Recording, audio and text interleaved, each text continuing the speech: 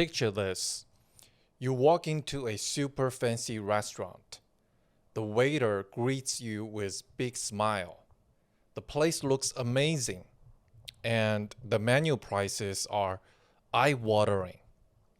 You order their signature dish, expecting something incredible.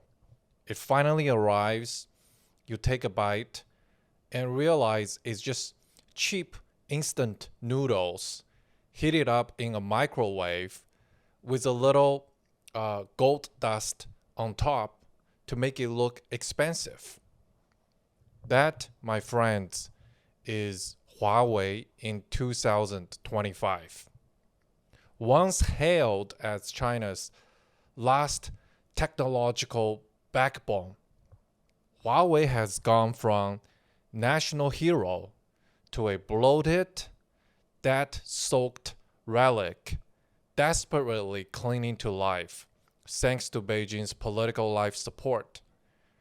And just like that instant noodle scan, the presentation looks good, but the substance is garbage. So let's rip off the Band-Aid to see the ugly numbers behind all the hype. Huawei's semi-annual report dropped in August 2025, and the numbers are just ugly. Sure, revenue hit around 400 billion yuan, but don't be fooled. Net profit plunged 32%, collapsing down to 37 billion yuan. Translation: Huawei is running faster just to lose more money. Their operating costs grew 9.3%, outpacing revenue growth by more than double. This isn't growth, it's a treadmill of doom. Oh, and here's the killer stat. Huawei's debt load has exploded to more than 700 billion yuan. To put that in perspective, that is on par with the combined liabilities of several collapsed Chinese real estate giants like Evergrande. Except Huawei isn't building condos. They're supposedly building the future. But what they've really built is a debt black hole, sucking up money while producing very little value. So, how does Huawei even make this money? It's not by being the best. It is by, you guessed it, playing the nationalism card. When sanctions killed Huawei's overseas markets, the company turned inward and started selling to the one audience it could still count on, the Chinese patriots. And their message in China is simple: buy Huawei to support China. If you buy Apple, you are helping America. And this message works for a while. Those nationalist customers line up to buy Huawei phones and services. Even when Apple and Samsung were far superior. But here's the problem. When your main selling point is guilt-tripping Chinese customers, instead of building better products, you stop innovating. And even royal nationalists eventually run out of patience and money. The 32% profit collapse proves the strategy is falling apart. Nationalism can give you a short-term boost, but it cannot save you forever. And Huawei's survival isn't just about patriotic Chinese customers. Behind the scenes, Beijing has been quietly bailing it out. State banks roll over Huawei's debt, instead of forcing repayment.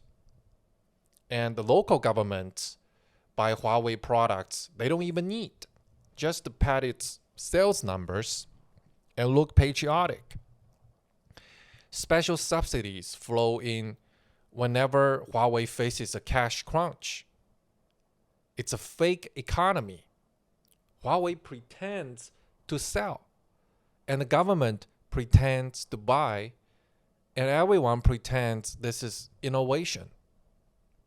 It's like a kid selling lemonade to his mom for $100 a cup and then bragging about being a business genius. On paper, Huawei still looks alive. In reality, it's just burning taxpayer money to stay on life support. And when we talk about Huawei, of course, we have to talk about the sanctions, right? The beautiful sanctions. The great wall they can't climb. Huawei's dream was global domination. 5G towers from London to Tokyo. Huawei smartphones in every pocket. Reality check. The US and its allies slammed the door shut. From the Five Eyes nations to most of Europe, Huawei gear is banned from critical 5G networks. Huawei's overseas business isn't just shrinking, it's crippled. And unlike TikTok or Douyin, there's no sneaking past sanctions with clever branding. When a government says your hardware is a national security threat, you don't pivot to plan B.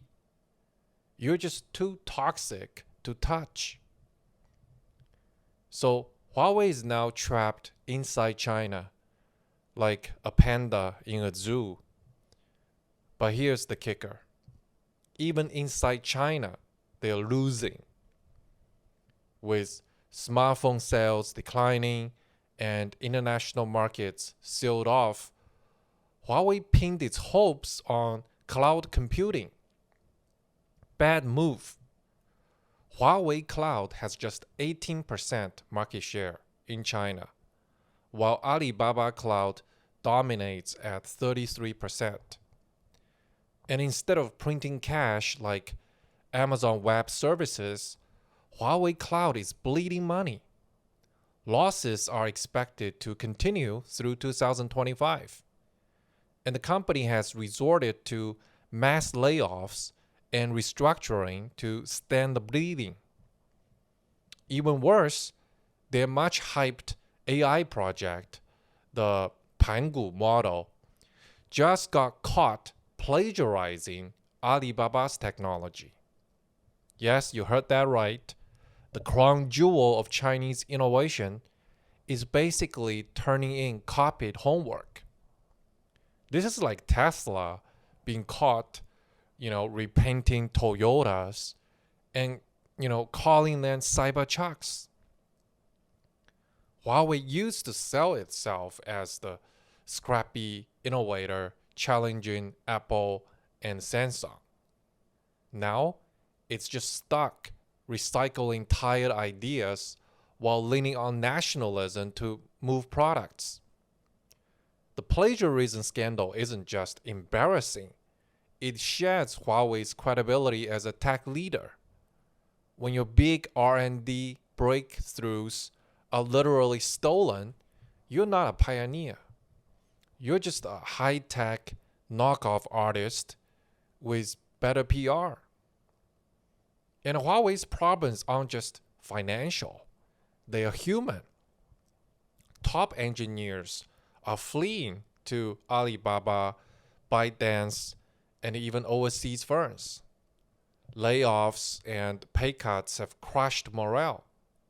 Political meddling has now dictated the product decisions. Result, innovation dried up. All that is left are recycled ideas, poorly executed projects, and scandals like the plagiarism mess. When a company loses its best brains, it loses its future. And let's not forget that Huawei's global reputation is just permanently damaged. Even if Huawei fixed its finances tomorrow, it could never fix its image. Western governments legitimately see Huawei as a security threat. Partner companies are terrified of US sanctions. Even some developing countries are distancing themselves to avoid being labeled, China's puppets. Huawei is just like an athlete caught doping, no matter how many clean tests it takes later. The stigma just never goes away. And this locks Huawei into China's domestic market, where competition is just brutal and profit margins are thin. So why isn't Huawei dead yet? Simple. Beijing won't let it die. Like I said earlier, Huawei is propped up by subsidies, low interest rate loans, and guaranteed government contracts. It's the corporate equivalent of a spoiled trust fund kid, whose rich parents just keep bailing him out. But here's the problem. The more Huawei depends on the Chinese state, the less competitive and efficient it becomes. Real companies are forced to fight for survival. Huawei just waits for its next bailout check. And Beijing needs Huawei alive, not because it's a tech powerhouse, but because its collapse would expose just how horrible China's tech rise really is. So Huawei is now less a business and more a propaganda tool, kept on life support to sell the illusion of technological strengths. Now, Huawei's downfall isn't just about one company. It is a mirror reflecting China's entire economy. Rising debt, check. Shrinking profits, check. International isolation, double check. A reliance on politics instead of market forces, triple check. China's economic model is like a house of cards, built on subsidies, debt, and censorship. Huawei just happens to be the flashy centerpiece everyone can see.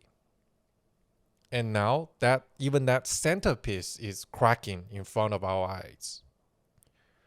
Remember when Huawei was touted as China's answer to Apple? Well, Apple is sitting on nearly $170 billion in cash, while Huawei is drowning in more than 700 billion yuan in debt. That's not competition, my friends. That is a slow motion train wreck. Huawei's 2025 report isn't a business update. It's a funeral announcement with Chinese characteristics. Sure, the body is still breathing thanks to government manipulation, but the soul of innovation is long gone.